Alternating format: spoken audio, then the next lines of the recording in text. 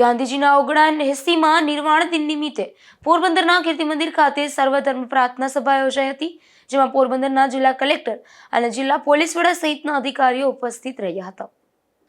30મી જાન્યુઆરીના રોજ ગાંધીજીના 79મા નિર્વાણ દિન નિમિત્તે તેમના જન્મસ્થળ પોરબંદરના ઐતિહાસિક કીર્તિ મંદિર ખાતે સર્વધર્મ પ્રાર્થના સભાનું આયોજન કરવામાં આવ્યું હતું, જેમાં કીર્તિ મંદિરના પટાંગણમાં પ્રાર્થના અને ભજનોનું ગાન કરવામાં આવ્યું હતું।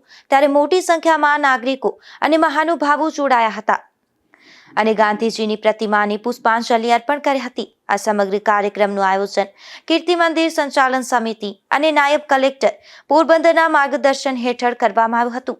આ પ્રાર્થના સભા પૂર્વે વન અને પર્યાવરણ વિભાગના કેબિનેટ મંત્રી અર્જુનભાઈ મોઢવાડિયા અને પૂર્વ કેબિનેટ મંત્રી બાબુભાઈ બોખીરિયાએ કીર્તિ મંદિરની મુલાકાત લઈ અને બાપુને પુષ્પાંજલિ આપી હતી।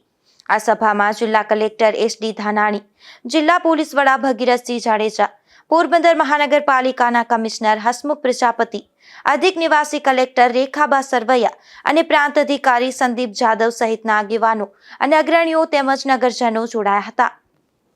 નિપુલ પોપટ સાથે અશોક થાનકી, ગુજરાત ન્યૂઝ, પોરબંદર।